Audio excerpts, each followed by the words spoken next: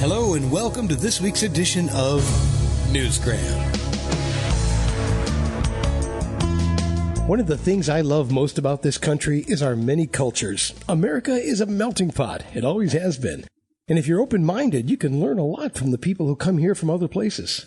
Full disclosure, I have never been outside the United States, well, other than Canada and Mexico. But it's something I'm really embarrassed about, to be honest with you, because when I talk to people who do a lot of traveling, they tell me just how much you can learn from other cultures.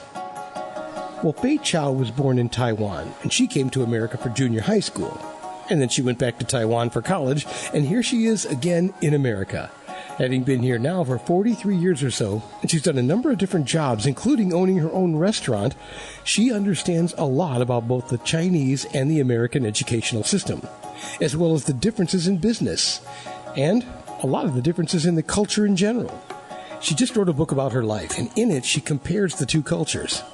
People can come from different cultures, different backgrounds, but it's interesting to see how they come out, how they grow up. And it's very interesting for me to have lived through both cultures, and I gained so much, and I want to share my experiences.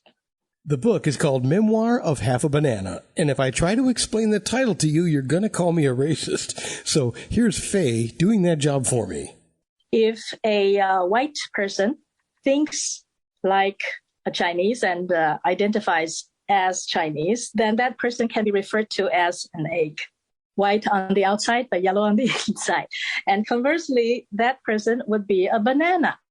So I told my children about this, and they said, no, you're not a banana. We are bananas, because they were American born. So I thought, I'll settle for half a banana then. So that's the title of the book. I love that. She brings up some interesting things in her book, like the absence of tipping and sales tax in China, the challenges and betrayal she faced in the business world, and some major differences in parenting. I had very strict parents. And so I sometimes felt that, if I wasn't as strong as I was, I might have been pushed overboard because they treated me like a juvenile delinquent sometimes. Even though I was already first place in my class, they still thought that, I wasn't working hard enough. So when I had my children, I did exactly the opposite. I showered them with kisses and hugs and everything. And I just supported them and encouraged them in everything. So I have very, very close relationship with my children. And that's my best accomplishment in life. It's fun to glimpse into the life of another person, and when we get right down to it, we really aren't all that different. We still get teenage acne, and we still go to school.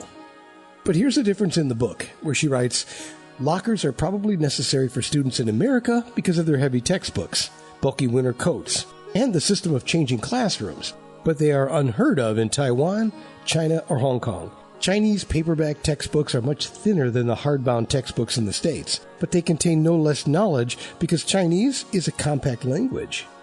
However, when it comes to backpack palsy, we may share a similarity.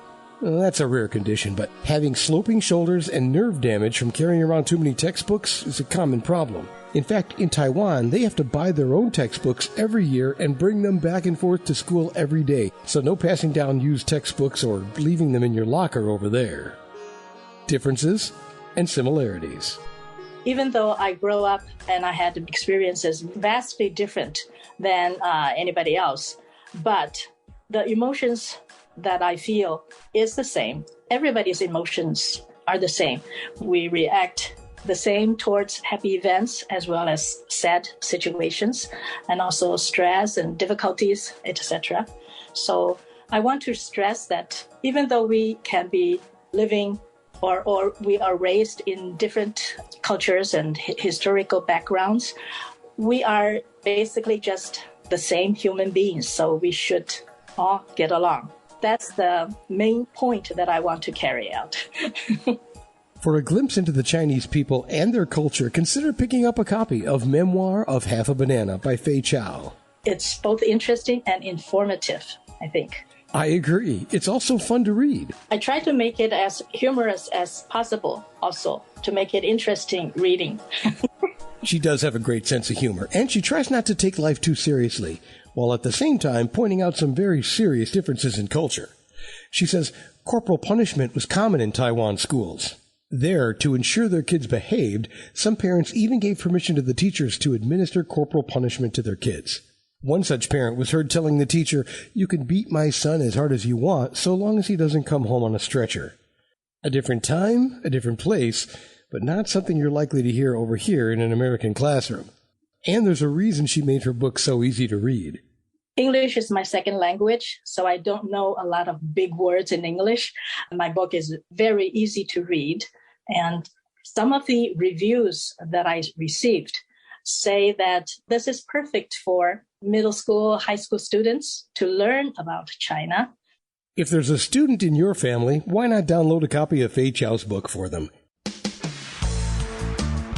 Memoir of Half a Banana. It might be fun to see what they think. And that will do it for this edition of Newsgram from webtalkradio.com.